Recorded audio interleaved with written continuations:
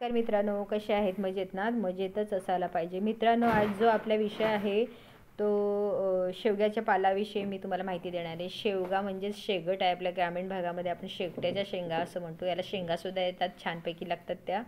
आणि त्या आपण वालाची भाजी असेल, बटाटा असेल किंवा वरणामध्ये असे भरपूर प्रकारचे हे आपण करून खाऊ शकतो. किंवा शेवग्याच्या शेंगांचा आपण सूपसुद्धा बनवून पिऊ शकतो.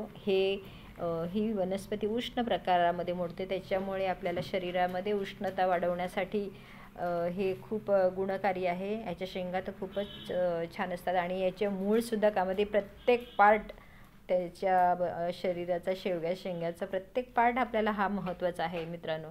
तर ह्याचा एक महत्त्वाचा एक गुणधर्म, औषधी गुणधर्म मी तुम्हाला एक दोन सांगणार आहे. तर शेवगाच्या शेवट्याच्या झाडाचं मूळ असतं, त्या मुळामध्ये 10 ते 15 ग्रॅम मूळ घ्यायचं आणि त्याच्यामध्ये आलं घालायचं. आलं घालून झाल्यानंतर ते उकळवून प्यायल्याने आपल्या शरीराला जर मंदाग्नी झालेला असेल, मंदाग्नी म्हणजे काय मित्रांनो, तर आपला अग्नी हा शांत झालेला असेल, जर आपल्याला भूक लागत नाही त्यालाच आपण मंदाग्नी सांगतो. तर हे जर 15 ग्रॅम याचं मूळ आणि थोडंसं आला असं मिक्स करून ना त्याचा ज्यूस करून प्यायलाच आपल्याला कडकडून भूक लागत असते. तर हा अशा प्रकारे एक उपयोग करू शकतो. आणि दुसरा उपयोग याचा औषधी गुणधर्म एक तुम्हाला सांगते की मुलांच्या पोटामध्ये किंवा आपल्या सर्वांच्याच पोटामध्ये जर कृमी झाले असतील, आतड्यामध्ये हे कृमी होतात, विशेष म्हणजे आतड्यामध्ये कृमी झालेले असतील, तर त्या आतड्याच्या कृमींना नष्ट करण्यासाठी शेवग्याच्या पाल्याची भाजी करून खा किंवा वरणामध्ये घालून खा किंवा सूप करून खा.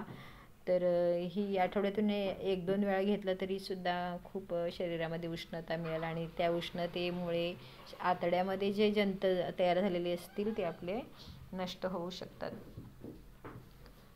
दुसरी गोष्ट म्हणजे हे म्हणजे आजारी माणूस असेल तर त्यालासुद्धा हे आपण देऊ शकतो.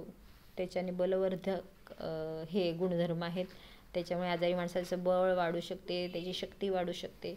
तर अशा प्रकारे हे शेवग्याची पानं आहेत मित्रांनो. तर हे जरूर खा.